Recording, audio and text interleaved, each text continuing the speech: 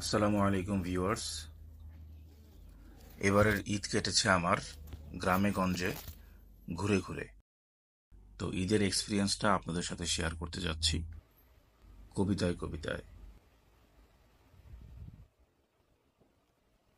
কেন যে বিকেল গড়িয়ে সন্ধ্যা নামে জানালার ওপারে,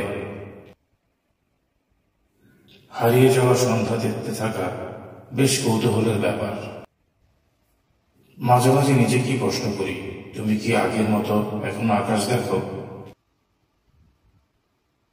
নাকি শহরে জীবনের কর্কবজার নাড়তে গিয়ে হারিয়ে গিয়েছ পার্থিব অর্থের অন্ধকারে। যদিও আমি কবি নাহি, আমার পার্থিব অর্থ নেই, আর তাই বলেই আমি খোলা চোখে আকাশ দেখি। যখন তখন মনের ইচ্ছে ঘুরে ওড়াই আকাশে, কবিতা লিখি, গান গাই, বেঁচে আছে বন্য পাখিদের। আর এভাবেই তো আমার এই বিবর্ণ জীবনকে উপভোগ করি প্রতিটি দিন, প্রতিটি সময়। ধন্যবাদ, কষ্ট করে কবিতা শুনেছেন। গ্রামের নাম বিন্দান, উপজেলা কালীগঞ্জ, গাজীপুর।